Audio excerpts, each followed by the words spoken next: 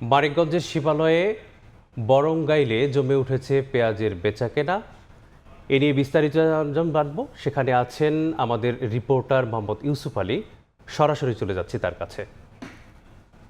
পেঁয়াজ কিন্তু এখানে এসেছে এই বরঙ্গাইল হাটে এবং বেচা কেনাও কিন্তু হচ্ছে এবং সপ্তাহ ব্যবধানে কিন্তু প্রতি মণ পেঁয়াজে দরটা কিন্তু কমেছে কমপক্ষে 50 থেকে 100 টাকা পর্যন্ত প্রতি মণে।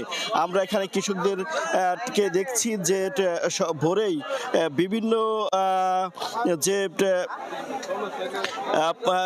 থেকে ভাদ্র মাসে সকালে কৃষকরা রিক্সা ভ্যান অটো সহ ছোট ছোট যানবাহনে হাটে তুলে পেঁয়াজ বেচা কিনা এখন কানায় কানায় পূর্ণ হয়েছে পুরো হাট।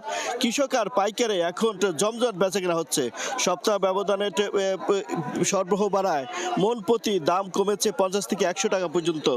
এইটি মুহূর্তে এই হাটে সেরা পেঁয়াজ বেচা কিনা হচ্ছে 1400 থেকে 1450 থেকে একদম 1500 টাকার মধ্যে। আর মধ্যম ধরনের পেঁয়াজ বেচা কিনা হচ্ছে এই মুহূর্তে 1300 থেকে 1400 টাকায়। নিম্নমানের পেঁয়াজ বেচা কিনা হচ্ছে 1100 থেকে 1200 টাকার মধ্যে। আমরা কৃষকদের সাথে কথা বলেছি। কৃষকরা বলছেন ভাদ্র মাসে ব্যবসা গরম এবং প্রতিদিন বৃষ্টির কারণে পেঁয়াজ ঘরে সংরক্ষণ করে রাখা যাচ্ছে না। বাধ্য হয়ে তারা উৎপাদন খরচের চাইতে কম মূল্যে তারা বিক্রি করছে এবং এই পেঁয়াজগুলো কিন্তু বাইরে থেকে আমদানি করার জন্য কিন্তু এই কৃষকরা একটা ক্ষোভ প্রকাশ করেছে।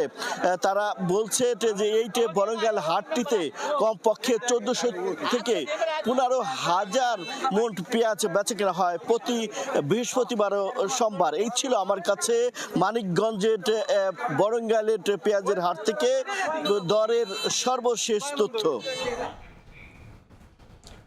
পেঁয়াজের হাট সম্পর্কে জানছিলাম মানিকগঞ্জ থেকে।